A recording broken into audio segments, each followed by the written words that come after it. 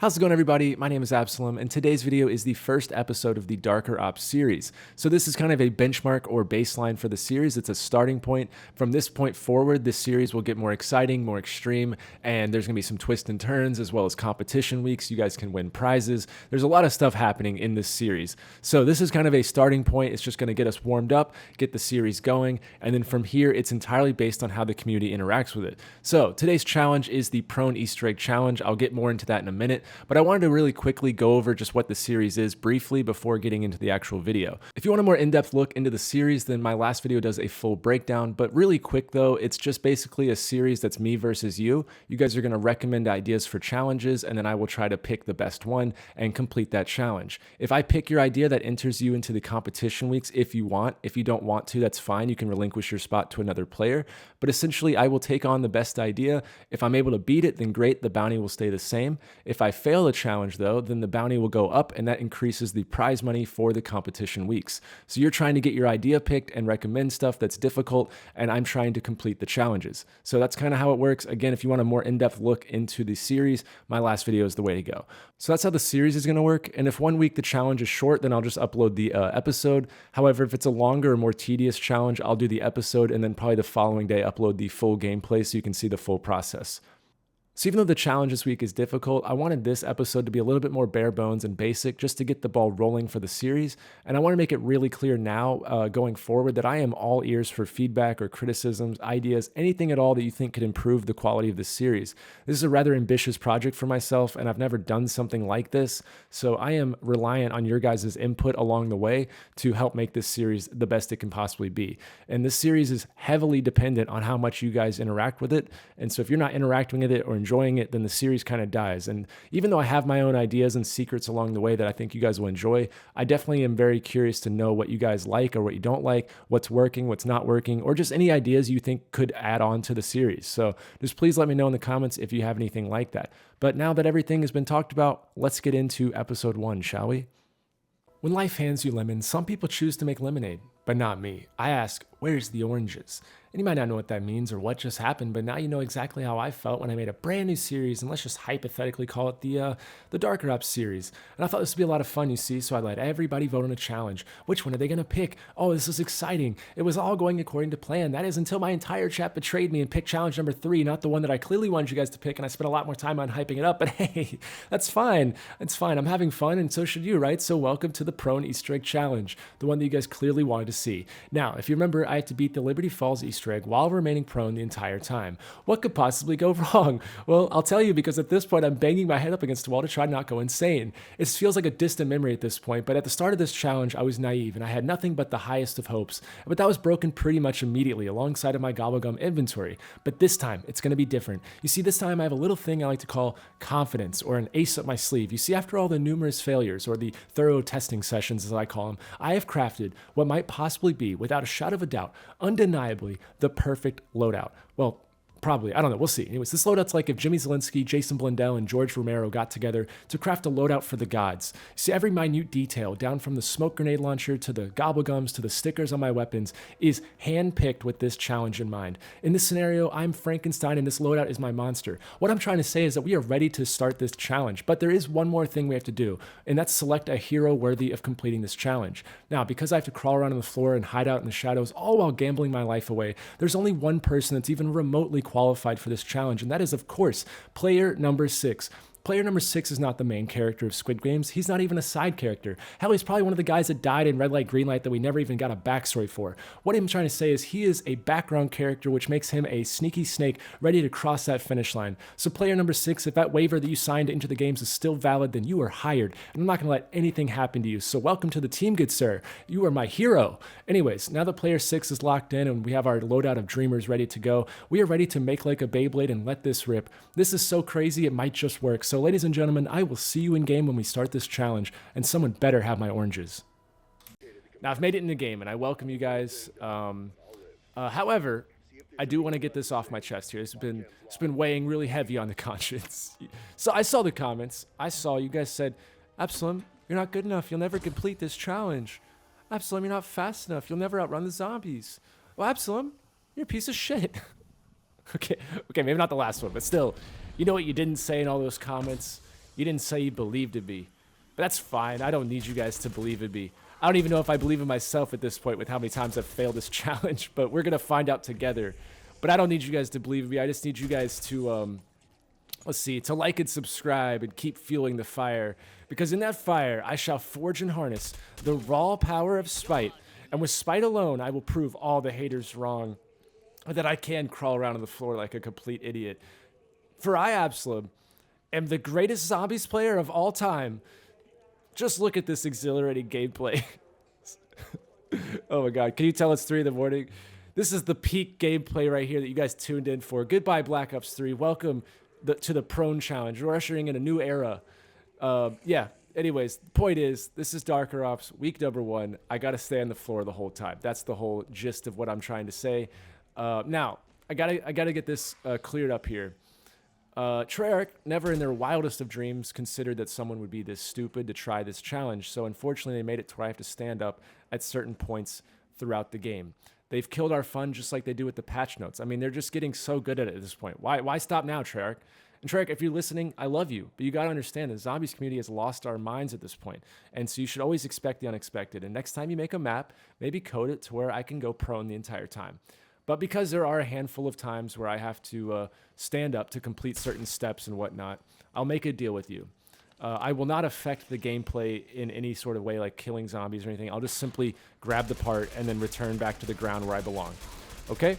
So I think that's a fair settlement to this conundrum we find ourselves in. And it's only a handful of times. It's not like really anything that actually matters, but it is something I have to do. It's things like the canister, picking up the LTG parts, stuff like that. So yeah, anyways, I'm live commentating this in case you couldn't tell. Yeah, I'm winging it. Turns out your boy's not scripted over here, so bear with me. And, I welcome you guys. You might be watching the episode version. You might be watching the unedited version. So either way, I hope it's exciting for you guys. We're going to be trying a brand new challenge here. I don't think anyone's tried this before, so we're gonna pave the way by crawling on the pavement. So yeah, I think this should be exciting, and I hope you guys are ready for that. Now, if you guys are interested in a strategy of like what I'm doing or why I'm doing certain things, anything like that, I'd recommend the unedited gameplay, and I will be trying my best to give some pointers along the way and explain like why I'm doing certain things the way I'm doing them. And if you're just interested in seeing it and however it turns out, then the episode is the way to go. So yeah, I think that's all the technicalities out of the way. And without further ado, let's start the Prone Easter Egg Challenge, week number 1 of the Darker Ops series.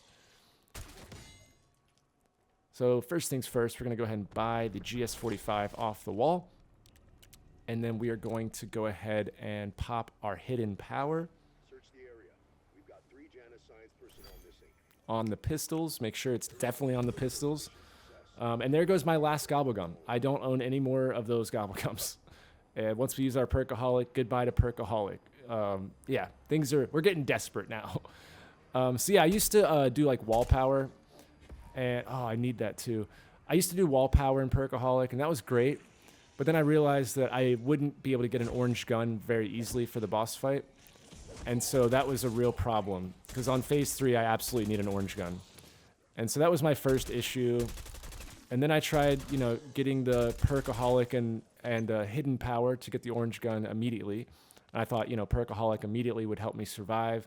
And then I found out that, I forgot about the base perks. And if I go down in the boss fight, I lose my base, or I don't have the good base perks. So now I'm stuck in the final form of the strategy, which is get the hidden power so I have orange pistols, buy Jug, then buy Pack-a-Punch, make it to PhD Flopper, and then pop the Perkaholic. That way, if I go down, I at least have my base perks set.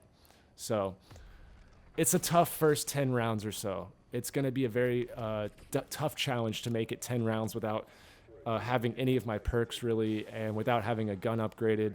So I'm going to show you how to get this done, hopefully. And I'm going to be honest, it's not easy. I'll go down here just in case he spawns on the low side.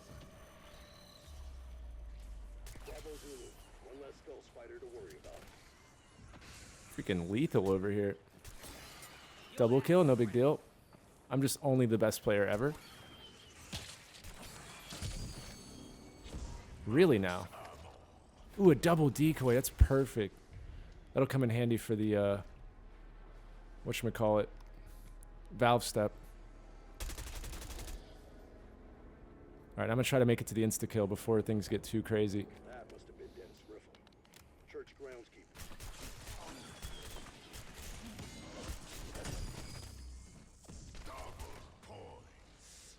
Reload, reload, reload.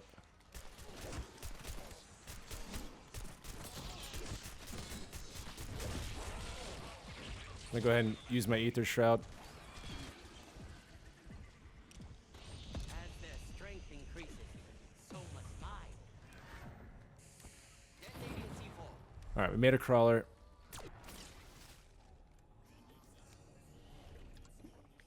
I'm an ex-EOD. I know explosives when I taste them. Alright, so we've made it to our Perkaholic. Yay! Yay, everybody, yay! We have a chance.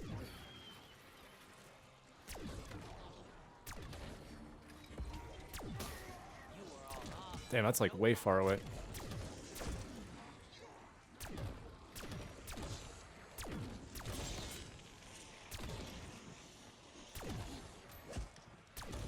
That's a whole platoon of scab lickers.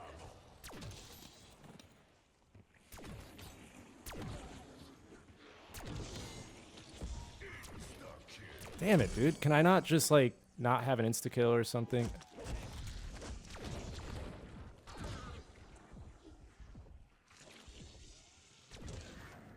Uh-oh. I don't like that I just don't have a C4 or anything. It's making everything I'm doing just, like, ridiculous. I just keep burning rounds unnecessarily. That's gonna attract some attention. Keep the hostile. But I just won't kill. We need to build pressure behind that valve.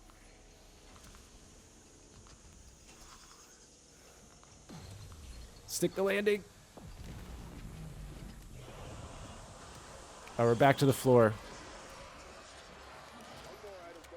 Alright, now I really, really need to make a crawler here. We have a lot of ground to cover. Okay, we made a crawler. We're making crawlers now, boys. Good news.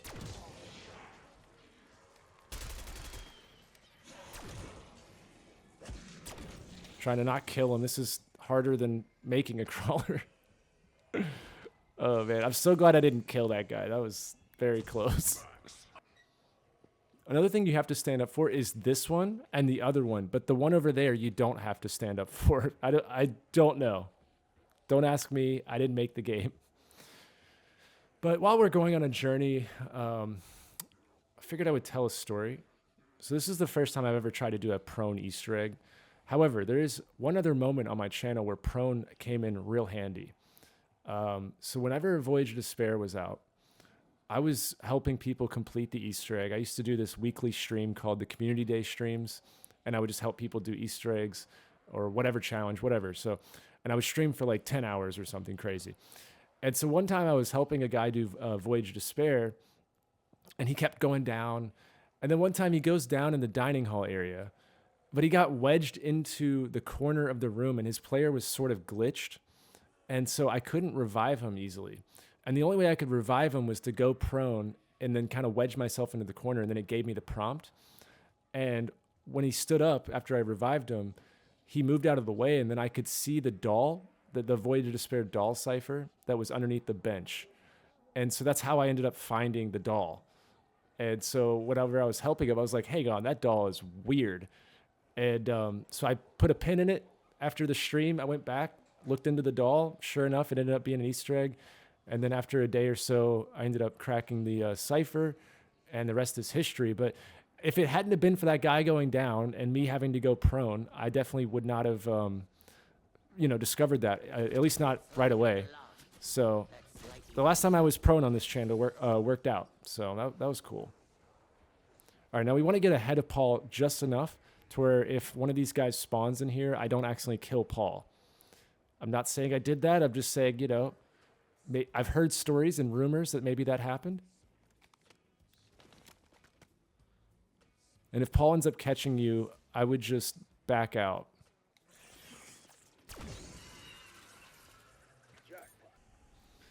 So while I'm waiting on Paul to catch up, it's always bothered me that there's like nothing in this room. It just feels like there's all this detail. I can't stand up to look at it, but there's all this detail in there and there's nothing. Crafting table from down below. I don't know. Dyne Model 23, huh? Definitely not Janus sanctioned, but that doesn't matter now. Now we're back to being super slow because, again, we have a jet engine on our back, but I can't crawl fast like I was with the AK, which is sad. That'd be my luck. Oh, Paul's dead. Moment of silence. Physics team last year. Picking up guy, though. Weird. Looks useful. Get an impact grenade. That might be nice to make a crawl. Oh my god.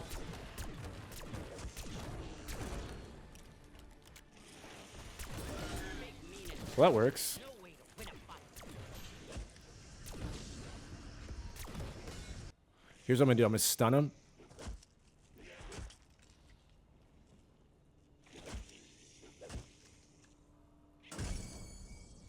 Crawl ahead.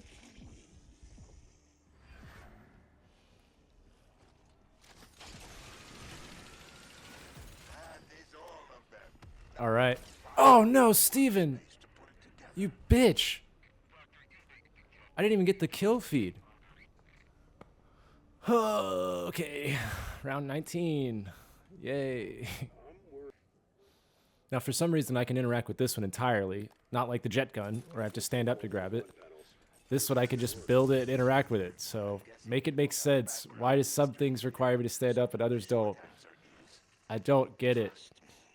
We're going to leave it so we can go ahead and get in position.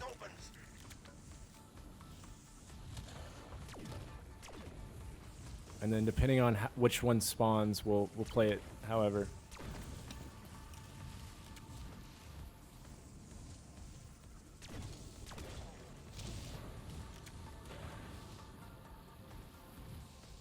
I'm gonna start moving.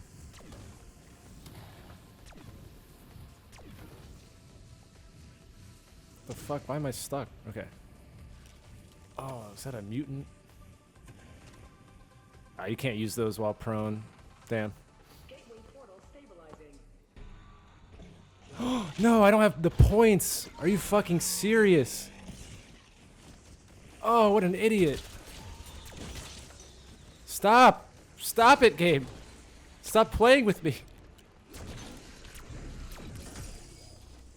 Oh my goodness, get away. What is happening?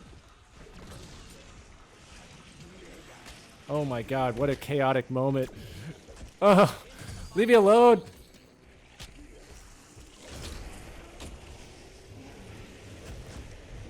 Ether Shroud, please save me. Oh, just get through the trap. Okay, get over here.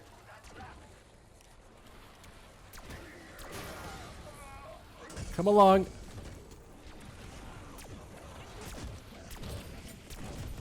Oh my god, Gabe. Ah! Ether Shroud, please. Oh my god, look how close I am. Oh my god. We have a crawler. This guy's like an inch from death. The trap's back. This is all going according to plan because I, Absoulem, am the greatest zombies player. Like, stop shocking me. Stop, stop, stop, stop, stop, stop, stop, stop.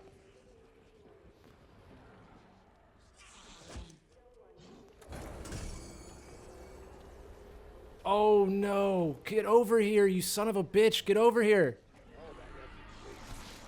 Did that work? Please tell me that worked. I swear to God, did that work?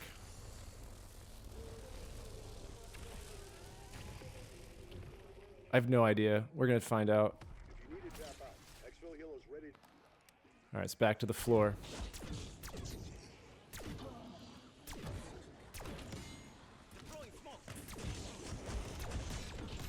Oh my God, everything die.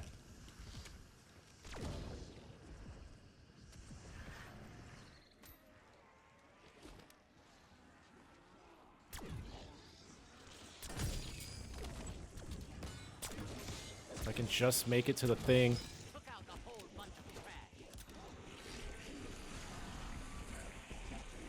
Is that another abomination? Because why not, right? Why not? I'm already fucked, game. Can you stop with this?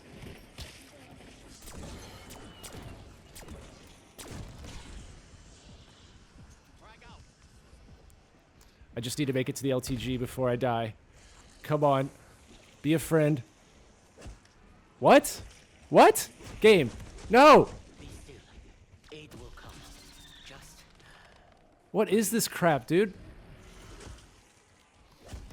Get there, get there, get there, get there, get there.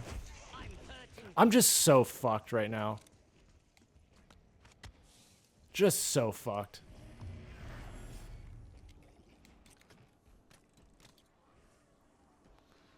I don't know anymore, guys. My whole life is ruined. They couldn't put a fucking ammo cache anywhere near me. I got no PhD, and I'm dead. Great.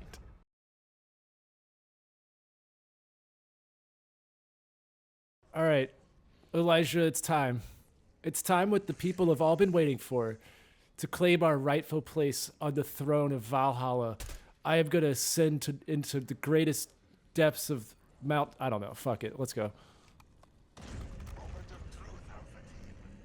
All right, for phase 1, my strategy is just to survive and use Ether Shroud and my monkey bombs. Do this right, and the SDG will unleash a neutralizing energy wave. Oh, yes, it's a one-shot. Bye-bye, Dark Ether. That's right. Kill those undead bastards. Kill them all. We're doing it.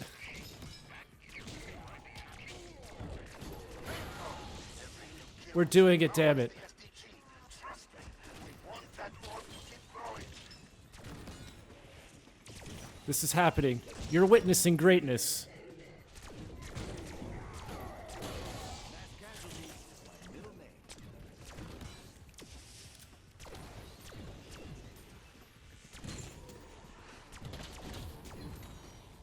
Oh, a Jolly Archie. Just what I needed.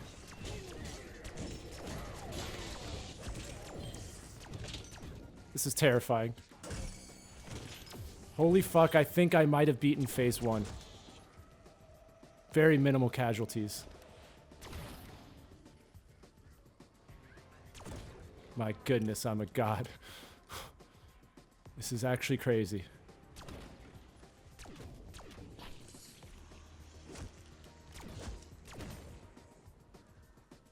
I'll buy ammo when the phase is over.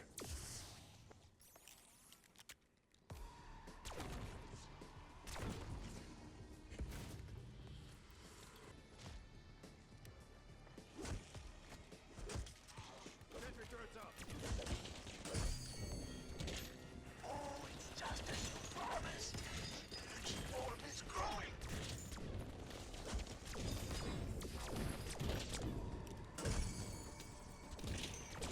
I don't like this. It's not going as well. Stop it. Ether Shroud. How am I dead? I'm in Ether Shroud game. You can't do this to me. And I lost my... Oh no, this is not good.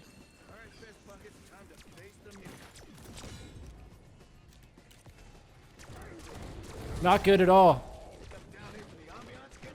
I'm not giving up until I see victory or death.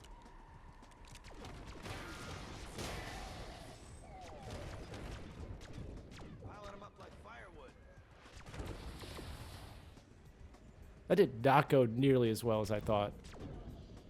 Let's see, what can I do? What can I do? I could pop Idolize. That is something I can do as soon as I stand up.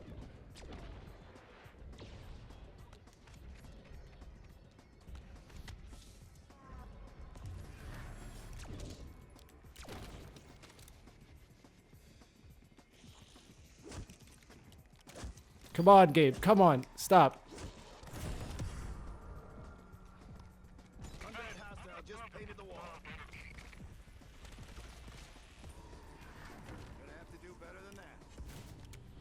Somehow I've made it to phase 3.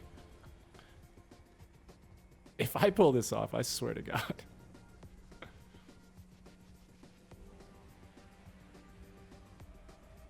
I think the only chance I have Why can't I use raindrops? Oh, fuck. Throw it, throw it, throw it, throw it, throw it, throw it, throw it. This is way harder than I thought. Phase 3 is not bad, though. Phase 3 is not bad. Oh, man. Looks like the bounty is going up. Well, there you go. My own idea got the best of me, and I was unable to beat this. I think I tried this 30 plus times with different strategies, and it was only at the very end that I found a good strategy that worked, and I just ran out of time and gobblegum. So I think if you gave me about 5 more attempts, I probably could get it done. But you know what? Them's the rules. I just couldn't get this done. So good news for you. The bounty is going up. And the way the bounty works, again, is if I fail the challenge, the bounty goes up, increases the prize money for the competition weeks. If I complete the challenge, then the bounty stays the same. And I've decided that if I fail the challenge, but I did really good and I almost beat it, the bounty will only go up by a little bit. However, if I don't get very far into the challenge and I fail it, the bounty will go up by more. So that's an incentive for your ideas to get a little bit crazier. So now the series is in your hands to comment what you think is the best challenge for week number 2. I'll be looking through all the comments to find the one that stands out the most. And I'll be looking for something that's creative. It doesn't always have to be the most difficult challenge. It can be something off the wall or just, goofy or just difficult. It just something that goes beyond the Dark Ops challenges. So that's what I'll be looking for, and best of luck on that. I'm excited to see what you guys come up with. And again, if you have any ideas or feedback or anything that could improve this series, please let me know in the comments, and I'll be keeping an eye out for that as well. Now, as the time comes, once we get a little bit closer to the competition weeks, I will be posting more information on that stuff. But if you want to get involved in the series or just the channel in general, my Twitter and Discord are linked below. That is the best place to get in touch with the community or just know what's going on, stuff like that. So anyways, that is it for episode 1. I hope you guys enjoyed it. Thank you guys so much for watching, and I'm really excited to see where this series goes. So have a good one, and I'll see you in my next video.